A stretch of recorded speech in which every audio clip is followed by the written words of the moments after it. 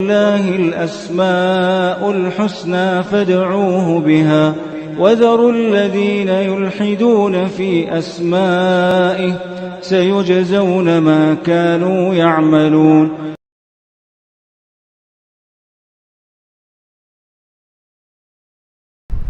بسم الله الرحمن الرحيم. الحمد لله رب العالمين وبه نستعين وصلى الله وسلم على سيد الأنبياء والمرسلين وعلى آلہ وأصحابہ اجمعین ومن تبعهم بإحسان إلى یوم الدین. اما بعد، انشاءاللہ تعالی رب العالمین کی توفیق خاص اور اس کے فضل و کرم سے آج کی اس نشست میں اللہ سبحانہ و تعالیٰ کی ایک عظیم صفت العزہ، جس سے اللہ سبحانہ و تعالیٰ کا جو نام ہے العزیز اور الاعز، اس سے متعلق ہم لوگ پڑھیں گے. پچھلی نشست میں العزیز العزہ لغت کی جہت سے اس کا کیا معنی ہے، احمد بن فارس رحمہ اللہ نے اس کے جو معانی بتائے ہیں وہ میں نے آپ کے سامنے رکھے تھے، اور العزیز سے متعلق جو دلائل ہیں قرآن مجید کی آیات اور کچھ احادیث مبارکہ وہ میں نے آپ کے سامنے رکھا تھا. آج کی اس نشست میں اللہ سبحانہ و تعالیٰ کی صفت العزہ سے متعلق 3 باتیں آپ کے سامنے رکھی جائیں گی، اور آنے والی نشست میں انشاءاللہ تعالیٰ آنے والے ہفتے میں اللہ سبحانہ و تعالیٰ کا یہ جو عظیم نام ہے العزیز، اس کا ہماری زندگی پر کیسے اثر ہو، اس نام سے اللہ سبحانہ و تعالیٰ کی بندگی اور تعبد کیسے ہو، یہ انشاءاللہ تعالیٰ آنے والی نشست میں. آج کی نشست میں جو 3 باتیں پیش کرنی ہیں اس نام سے متعلق، پہلی بات یہ ہے کہ گزشتہ درس میں نے اس بات کو ذکر کیا تھا کہ اللہ سبحانہ و تعالیٰ کی یہ جو صفت ہے العزہ، اللہ سبحانہ و تعالیٰ کا اس سے نام ہے العزیز، اس لیے کہ اللہ رب العالمین کی جو صفات ہیں وہ اللہ سبحانہ و تعالیٰ کے اسماء حسنہ سے اس کا دائرہ وسیع ہے. جو بھی اللہ سبحانہ و تعالیٰ کا نام ہے اس سے اللہ کی صفت بنتی ہی ہے، کیونکہ اللہ تعالیٰ اس سے متصف ہیں، یعنی کہ صرف اعلام ہیں، وہ اللہ سبحانہ و تعالیٰ کی صفات بھی ہیں، اوصاف ہیں اللہ سبحانہ و تعالیٰ کی. وعلیکم السلام. لیکن جو بھی اللہ سبحانہ و تعالیٰ کی صفت ہے کتاب و سنت سے ثابت شدہ، اس سے اللہ کا نام بھی بنا لیں گے، ایسا نہیں. تو العزیز جو اللہ سبحانہ و تعالیٰ کا نام ہے، ایک نام جس سے متعلق ہم نے متعدد آیات پڑھ کر کے آپ کو سنائے، تو اللہ سبحانہ و تعالیٰ کا ایک نام ہے الاعز. کیا نام ہے؟ الاعز. کیا یہ واقعتاً اللہ رب العالمین کا نام ہے؟ العزیز جس طرح سے قرآن اور حدیث سے ثابت شدہ نام ہے اللہ سبحانہ و تعالیٰ کا، کیا الاعز بھی اللہ رب العالمین کا ایک نام ہے ثابت شدہ کتاب و سنت سے؟ تو اس سلسلے میں ایک ہمیں دعا ملتی ہے جو صحابی رسول سے منقول ہے. امام ابو بکر ابن ابی شیبہ رحمہ اللہ کی جو المصنف ہے،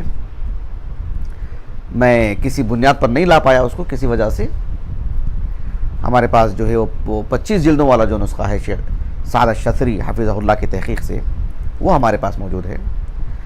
اس میں کتاب الحج، مصنف ابن ابی شیبہ کی کتاب الحج، اس میں امام ابی شیبہ رحمہ اللہ نے باب قائم کیا، باب ما یقول الرجل فی المسعی.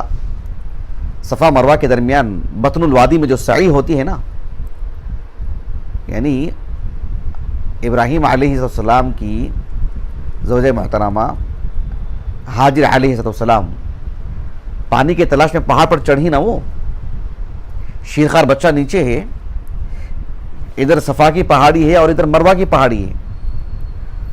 پہاڑ کس طرح سے ہوتا ہے؟ یہ جو ہماری عمارت ہے اس طرح سے ہوتا ہے کیا؟ نیچے اس کا ایک پھیلاؤ ہوتا ہے نا،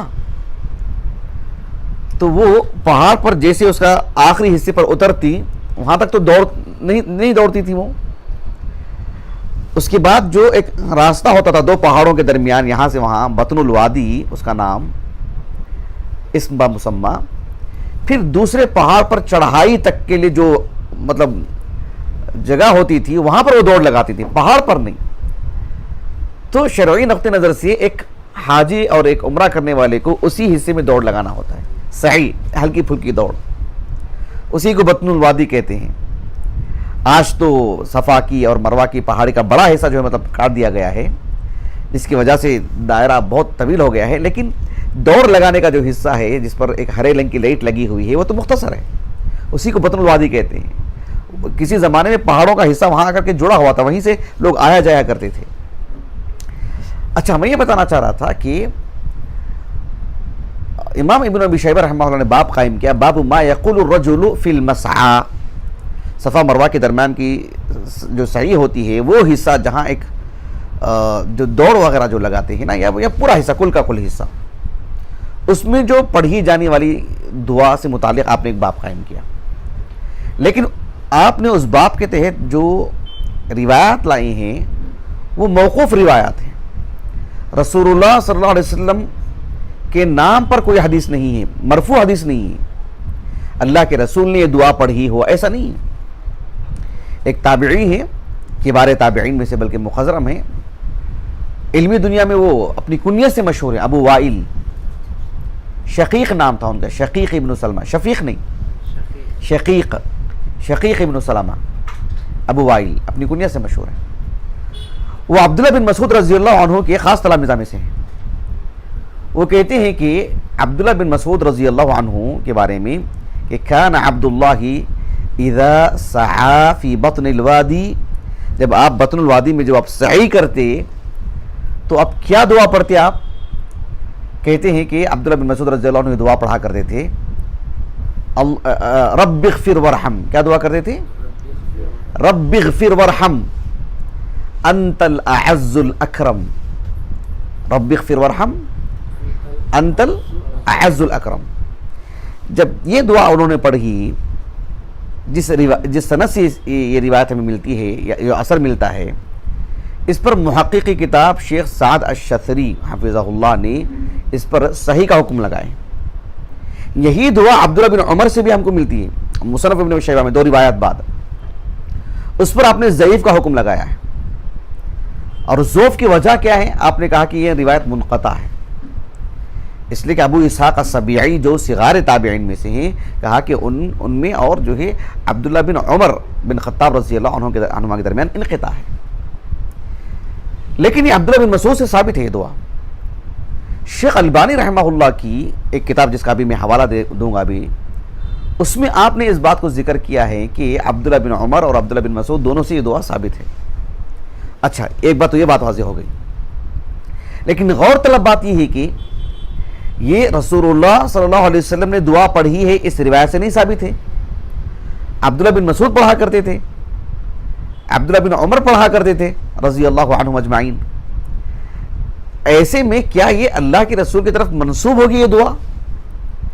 تو اس سلسلے میں شیخ علوی بن عبد القادر السقاف حفظہ اللہ، جنہوں نے صفات باری تعالیٰ سے متعلق کتاب لکھی ہے صفات اللہ عز و جل الواردہ فی الکتاب والسنہ، اس میں آپ نے صفت العزہ سے متعلق اس بات کو بیان کیا، کہا کہ وَهَذَا مِمَّا لَا يُقَالُ بِالرَّأْيِ، یہ آپ کے الفاظ ہیں۔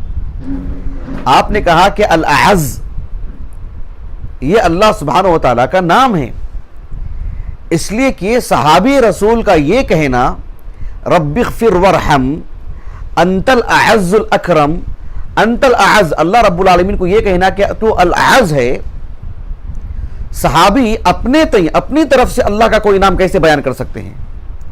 ظاہر بات ہے یہ رائے کی بنیاد پر بات نہیں ہوگی، اپنی تئیں نہیں کہیں گے صحابہ اس طرح کی بات غیبیات سے متعلق۔ جنت جہنم جو اللہ تعالیٰ کی مخلوق ہیں، فرشتے اللہ کی مخلوق ہیں، جن اور شیاطین یہ اللہ کی مخلوق ہیں، اور بھی بہت سارے آسمان اور زمین کے اندر کیا کچھ ہے، سب غیبی مخلوقات ہیں اللہ رب العالمین کے، جو ہماری مطلب نظروں سے اللہ نے مخفی رکھے ہیں۔ ایسے میں صحابہ رضی اللہ عنہم اجمعین اللہ کی مخلوقات سے متعلق جو پردے غیب میں ہیں اس پر گفتگو نہیں کرتے ہیں، تکلف نہیں کرتے ہیں صحابہ غیبیات سے متعلق۔ بات واضح ہو رہی؟ رب ذوالجلال سے متعلق کیسے گفتگو کریں گے صحابہ، جو کہ غیبی چیز ہے؟ جب تک اللہ سبحانہ و تعالیٰ اپنے نام اپنے اوصاف نہیں بتائیں بندوں کو محمد نبی کریم صلی اللہ علیہ وسلم کے ذریعے سے، وہ ہم تک کیسے پہنچیں گے؟ صحابہ تو مخلوقات سے متعلق گفتگو نہیں کرتے ہیں جن کا تعلق غیبیات سے ہے۔ اور اللہ سبحانہ و تعالیٰ سے متعلق گفتگو کریں گے. تو یہ مقصود تھا ان کو کہ ہذا مما لا یقال بالرأی، کہ عبداللہ بن مسعود کا یہ کہنا کہ انت الاعز انت العزیز انت الاعز، تو اللہ سبحانہ و تعالیٰ کا نام ہے الاعز، جس طرح سے الکریم اللہ کا نام ہے. انشاءاللہ آنے والے درس میں اس کے بعد کا مطلب جس نام سے متعلق گفتگو ہوگی وہ اللہ رب العالمین کی صفت الکرم سے متعلق انشاءاللہ.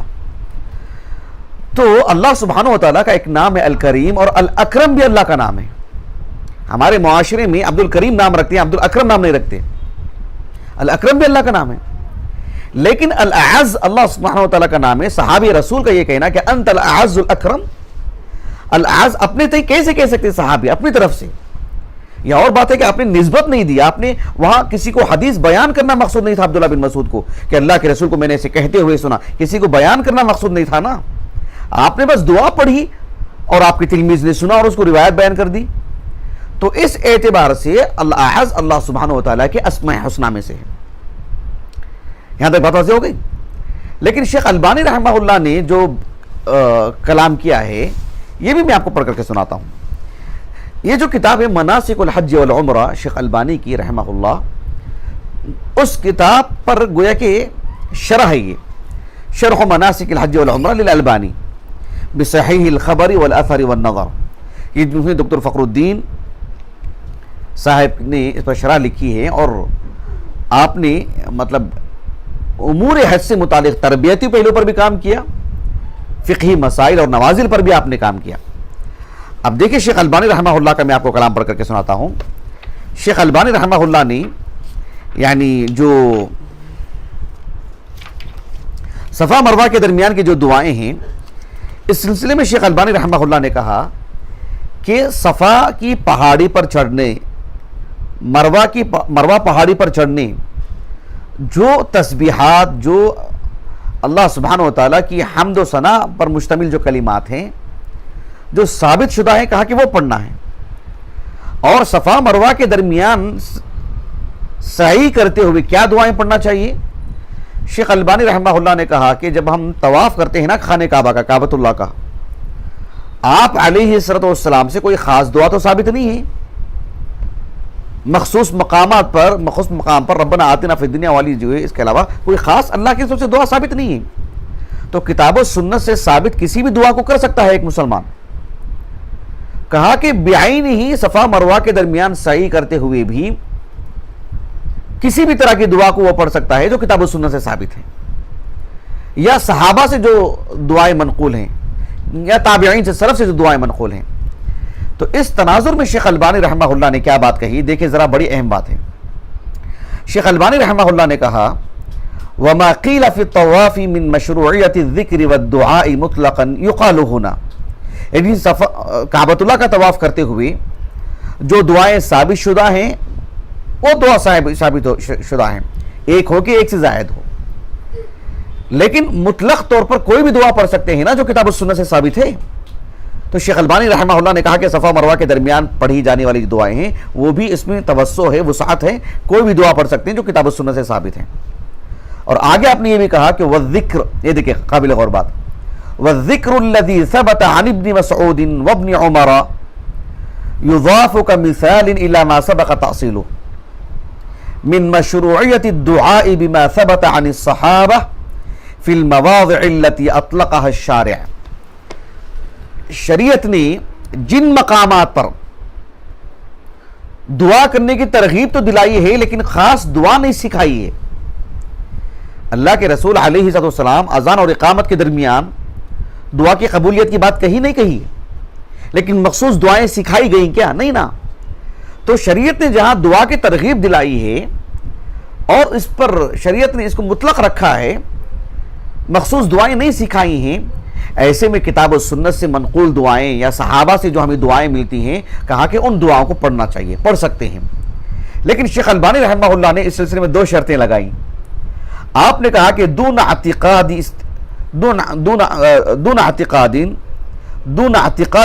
استحبابها بخصوصها،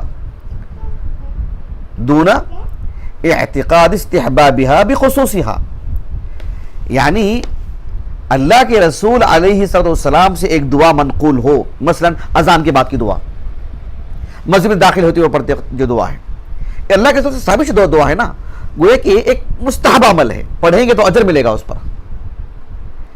کہا کہ صحابی سے منقول ہونے والی دعا کو مستحب، اس کو عبادت کا وہ درجہ دینا جس پر اجر و ثواب مرتب ہوتا ہے۔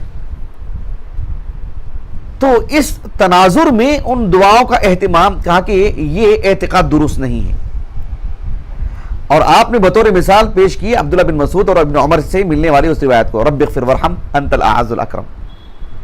اور دوسری بات آپ نے پیش کی اب التزامها دون غیرها، کوئی شخص صفا مروہ کے درمیان صحیح کرتے ہوئے بس اسی دعا کا اہتمام کر رہا ہے، گویا کہ نبی نے سکھائی ہے۔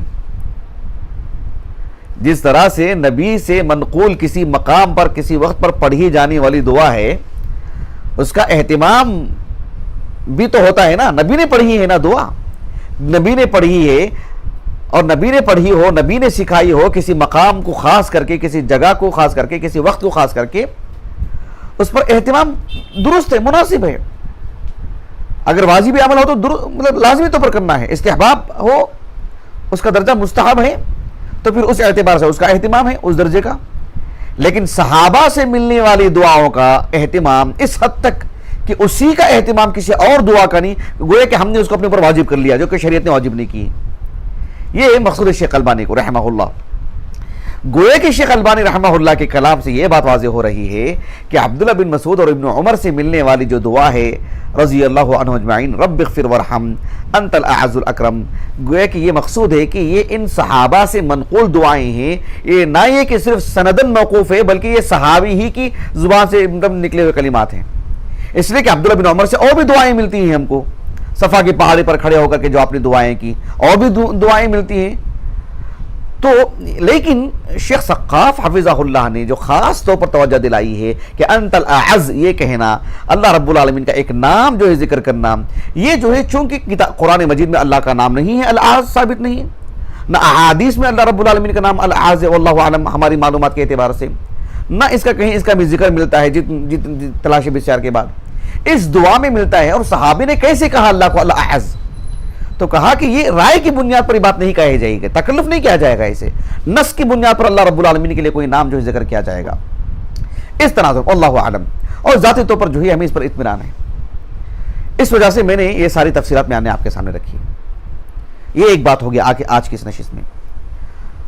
آج کی اس نشست میں ایک دوسری بات یہ ہے کہ ہم جب کہتے ہیں العزہ، اس کا جو تفسیری معنی ہم نے بتایا نا، اس کے اندر بنیادی طور پر 3 معانی آتے ہیں۔ کتنے معنی؟ ایک ہے جسے کہتے ہیں اللہ سبحانہ و تعالیٰ کا جو نام ہے العزیز، اس سے جو صفت ہے اللہ رب العالمین کے العزہ، اس اعتبار سے میں آپ کو بتا رہا ہوں۔ ایک ہے عزت القدرہ، ایک ہے عزت الامتناع، اور ایک اور ہے عزت الغلبہ۔ یعنی یہ تینوں معنی اللہ سبحانہ و تعالیٰ کے لیے جب ہم کہتے ہیں کہ العزیز تو اس میں داخل ہیں۔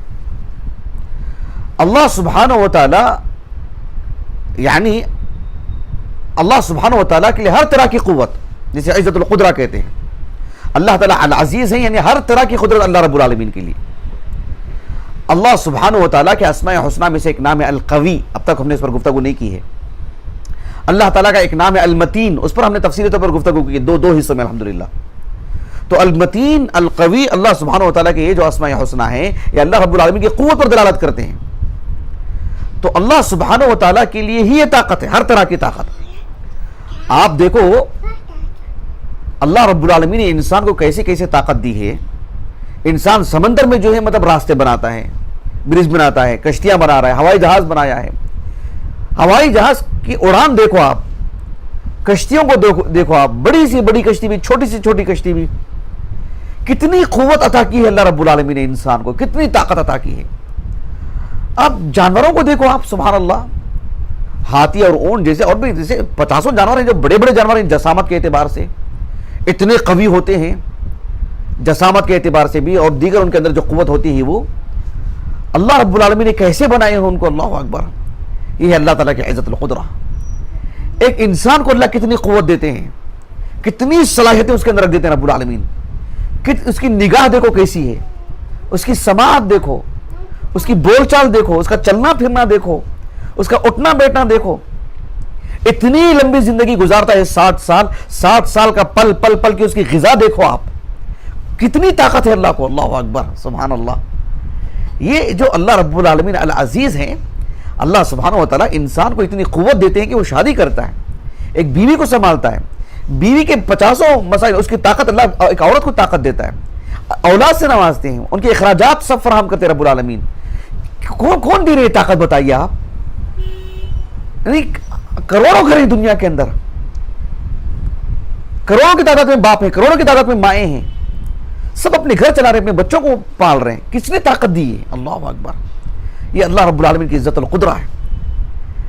اس انسان کو جو جانور کو کسی کو بھی جو طاقت ملی ہے فی نفسی ہی نہیں.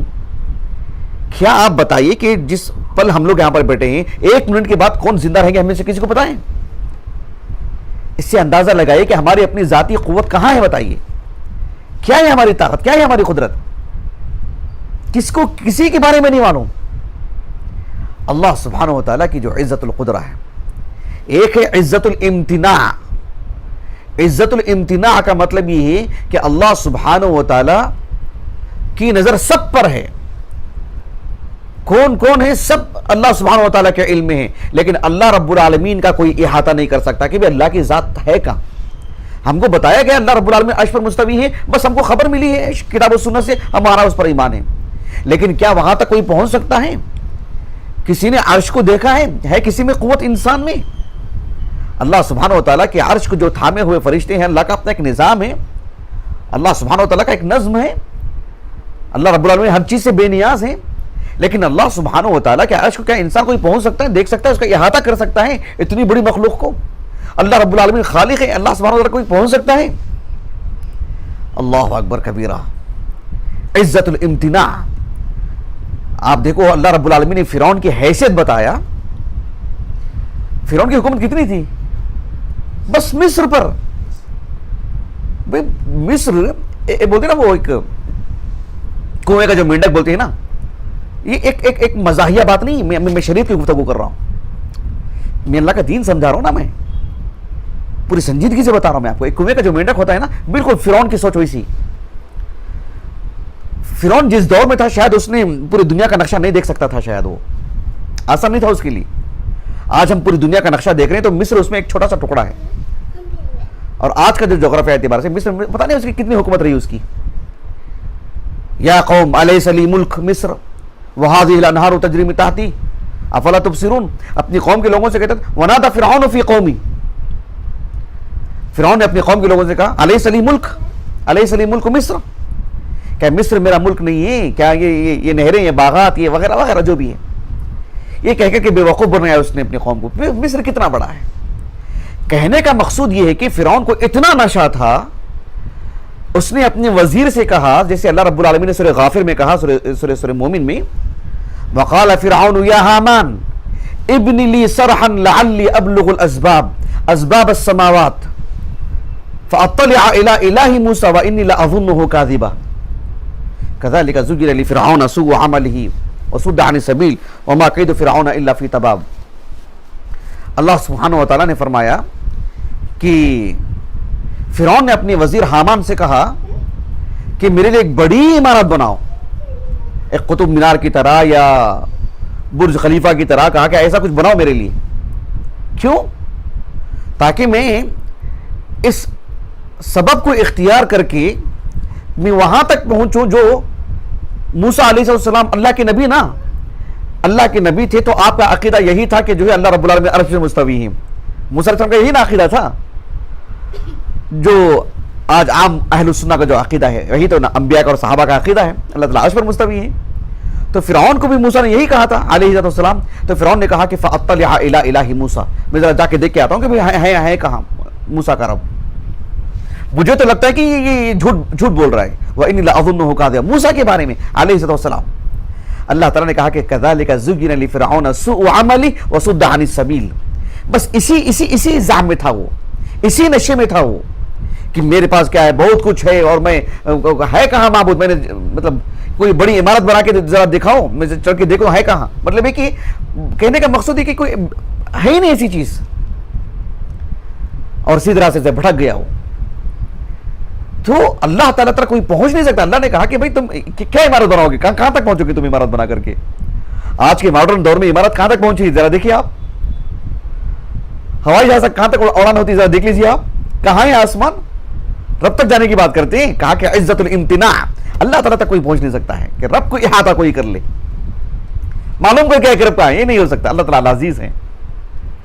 اللہ سبحانہ و تعالیٰ نے سورۃ الرحمن میں کہا یا معشر الجن والانس, آپ مجھے بتائیے ہے دنیا میں کوئی اتنا سپر پاور جو اتنی بڑی بات کہے کہ پورے انسانوں سے اور پورے جنوں سے کہے کہ ہے کوئی ایسا, کوئی کہہ سکتا ہے بھائی؟ کیونکہ وہ انسان ہے, اس کو اس کے اوقات معلوم ہے کہ 4 لوگ مجھے ووٹ نہیں دیں گے تو میں نہیں بیٹھ سکتا ہوں کرسی پہ. وہ اتنی بڑی بات کرے گا, اتنا بڑا دعویٰ کرے گا وہ, سمجھ رہے ہیں آپ کہ یا معاشر الجن والانس, اتنا ہے نشہ کسی کو, ہے کوئی دنیا میں کوئی ایسا؟ یہ رب کا کلام ہے. اللہ نے کہا کہ یا معاشر الجن والانس ان استطعتم ان تنفذوا من اقطار السماوات والارض فانفذوا لا تنفذون. اللہ اکبر. اللہ سبحانہ و تعالیٰ نے کہا کہ پورے جنوں سے, پورے انسانوں سے کہ تمہاری جو حد ہے اس سے تم آگے نہیں جا سکتے. آسمان اور زمین کے کناروں سے ذرا نکل کے تو دکھاؤ.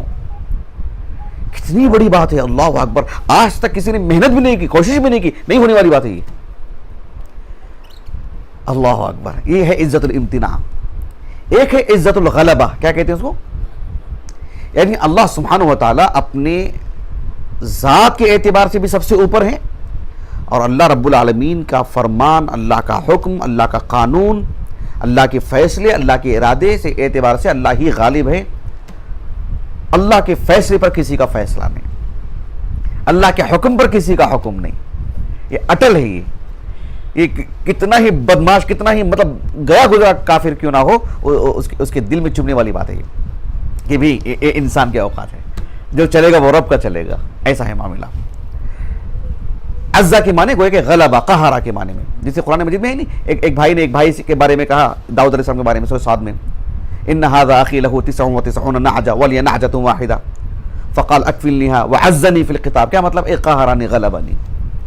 یہ ایک 2 باتیں رہی ہیں ہمارے درس سے متعلق.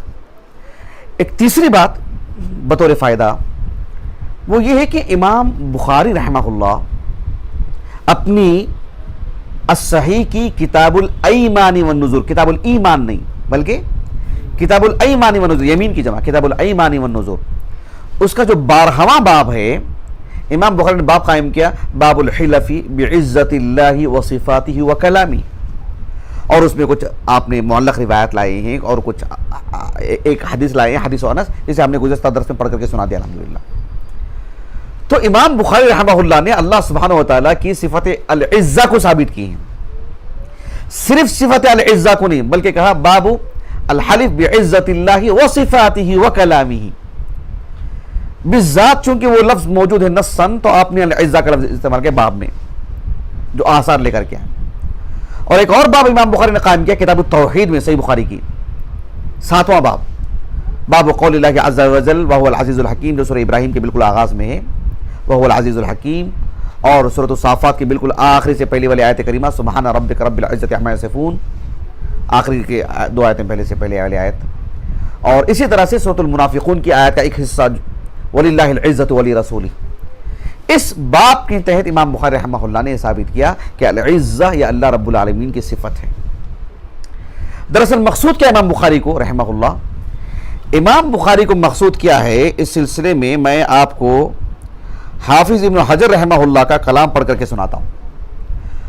حافظ ابن حجر رحمہ اللہ نے جو صحیح بخاری پر شرح لکھی فتح الباری, دارالطیبہ کا جو نسخہ ہے وہ اس کے عیب بھی ہے الحمدللہ, PDF میں بھی ہے وہ, تو میں نے اسکرین شاٹ لی تاکہ میں آپ کو پڑھ کے سناؤں. کتاب لانا آسان نہیں تھا میرے لیے.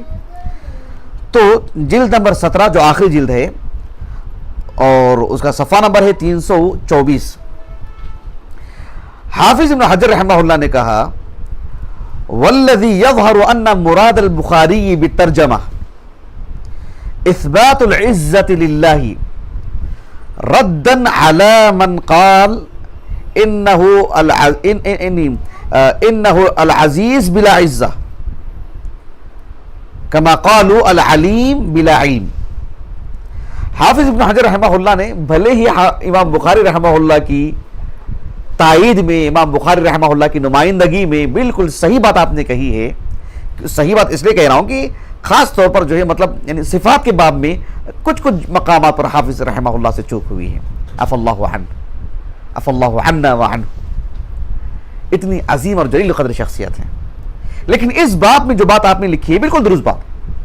کیا کہا آپ نے کہ امام بخاری رحمہ اللہ کو اس ترجمہ سے مقصود یہ ہے کہ امام بخاری رحمہ اللہ رب العالمین کے لیے صفت العزہ کو ثابت کر رہے ہیں اور ان لوگوں پر رد کر رہے ہیں جو یہ کہتے ہیں کہ اللہ. دیکھو بھائی، میں نے اس سے پہلے کافی مرتبہ کہا ہے میں نے اس بات کو. ایک شخص ہے، اس کا نام اس کے ماں باپ نے جمیل رکھا. کیا نام رکھا؟ جمیل کے معنی نام ہے نا اس کا، لیکن اس نام سے وہ شخص متصف ہونا ضروری ہے؟ اس کے اندر جمال ہونا ضروری ہے؟ نہیں نا. ایک آدمی کا نام اس کے ماں باپ نے غنی رکھ دیا. کیا رکھ دیا؟ غنی کے معنی بے نیاز کے، مالدار کے. تو کیا اس نام کا اس کی زندگی میں مکمل طور پر اس سے متصف ہو ہما وقت یا کچھ وقت ضروری ہے؟ نام ہے اس کا. غیر مسلمین میں کسی نے کسی کا نام راجہ رکھ دیا مثلا، تو کیا واقعتاً اس کا اثر پڑے گا اس پر؟ میں نے ایک مثال دی معاشرے میں ہم جس ملک میں رہتے ہیں، سمجھنے کے لیے آسانی ہو. اللہ سبحانہ و تعالیٰ کا معاملہ ایسا ہے کیا کہ اللہ رب العالمین کا نام ہے الکریم لیکن بلا کرم؟ نسأل اللہ السلامہ، نعوذ باللہ من ذلک. اللہ سبحانہ و تعالیٰ کا نام ہے یعنی الغنی اور صفت غنا سے اللہ متصف نہیں ہے. اللہ رب العالمین العزیز ہے، صفت العزہ سے متصف نہیں ہے. یہ جو نقطہ نظر جن حضرات کا تھا امام بخاری نے ان پر رد کیا. یہ کہنا مقصود ہے امام حافظ بن حجر کو رحمہ اللہ. لیکن اس پر ایک ہلکی سی تعلیق ہے شیخ عبداللہ الغنیمان کی حافظہ اللہ. میں چاہتا ہوں کہ وہ ضرور آپ سنیں. شیخ عبداللہ الغنیمان حافظہ اللہ ریاض میں رہتے ہیں. محمد عالم دین ہے، لگ بھگ 80 سے کچھ زیادہ عمر ہوگی. انہوں نے حافظ بن حجر رحمہ اللہ کا کلام ہو بہو نقل کیا. کہا قال الحافظ، یہ پہلی جلد ہے اس کا صفحہ نمبر 114، دار العاصمہ کا نسخہ ہے میرے پاس. کہا کہ قال الحافظ والذی یظہر ان مراد البخاری بترجمہ اثبات العزت للہ رادا علی من قال انہ عزیز بلا عزہ کما قالوا العلیم بلا علم. اس بات کو نقل کر کے بڑی پیاری بات کہی شیخ غنیمان نے حفظہ اللہ. آپ نے کہا قلت لا يقصد اثبات العزة بخصوصها بل مع سائر الصفات كما هو ظاہر. آپ نے کہا کہ حافظ بن حجر رحمہ اللہ کی بات نقل کر کے کہ حافظ کا یہ کہنا کہ امام بخاری رحمہ اللہ کو مقصود یہ ہے کہ اللہ تعالیٰ کی صفت العزہ کو ثابت کر رہے ہیں اور ان لوگوں پر رد کر رہے ہیں کہ اللہ رب العالمین العلیم ہے بلا علم، العزیز ہے بلا عزہ، نعوذ باللہ من ذلک. ان پر رد کیا امام بخاری. تو حافظ ابن حجر رحمہ اللہ کے اس بات کو رکھ کر کے بطور تعقیب شیخ غنیمان حافظہ اللہ نے کہا کہ امام بخاری رحمہ اللہ نے اللہ تعالیٰ کی صفت العزہ کو ثابت کرنے کے لیے نہیں بیٹھے ہیں. لا يقصد اثبات العزت بخصوصها، صرف اللہ رب العالمین کی صفت العزہ کو ثابت نہیں کرنا مقصود امام بخاری کو. صفت العزہ کے ساتھ جو صفت اللہ تعالیٰ کی کتاب و سنت میں ثابت ہے سارے صفات کو تسلیم کروا رہے ہیں امام بخاری رحمہ اللہ، سب کو ثابت کر رہے ہیں. تو حافظ بن حجر رحمہ اللہ نے جہاں یہ کہہ رہے ہیں کہ امام بخاری اللہ تعالیٰ کی صفت العزہ ثابت کر رہے ہیں تو سارے مقامات پر بھی یہی بات کہیے، سارے صفات سے متعلق اسی شفافیت سے گفتگو کیجیے. کہا کہ یہ بھی اللہ کی صفت ہے، یہ بھی اللہ کی صفت ہے، یہ بھی امام بخاری ثابت کریں، یہ بھی امام بخاری ثابت کریں، ہر جگہ بتائیے. لیکن دسیوں جگہ پر آپ نے تعویل کی. تو گویا کہ اس پس منظر میں شیخ غنیمان نے کہا کہ لا يقصد اثبات العزت بخصوصها، محض اللہ کی صفت العزہ ثابت کرنا مقصود نہیں ہے. کہا کہ بل مع سائر الصفات كما هو ظاہر. یہ بہت نفیس تعلیق تھی یہ واقعتاً. آج کی نشست کے لیے 3 باتیں انشاءاللہ تعالی. آنے والی نشست میں اللہ سبحانہ و تعالیٰ کا اس نام کو پڑھنے کے بعد ہماری زندگی میں کیا اثر ہونا چاہیے، تعبد کیسے، بندگی کیسے ہونی چاہیے اللہ کی، اس پر گفتگو ہوگی انشاءاللہ تعالیٰ. اللہ تعالیٰ سے دعا ہے کہ اللہ سبحانہ و تعالیٰ ہماری اس نشست کو، ہمارے اس درس کو اللہ تعالیٰ ہمارے اساتذہ، ہمارے والدین، ہمارے کل معاونین، ہمارے مشاہدین، خصوصاً ہمارے عزیز اہلیہ کے لیے، ہمارے فرزندان کے لیے، ہم سب کے لیے اللہ تعالیٰ ہمارے لیے ذخیرہ آخرت کرے. اللہ تعالیٰ ہمارے حسنات میں شمار فرمائے. سبحانک اللہم و بحمدک اشہد ان لا الہ الا انت استغفرک و اتوب الیک.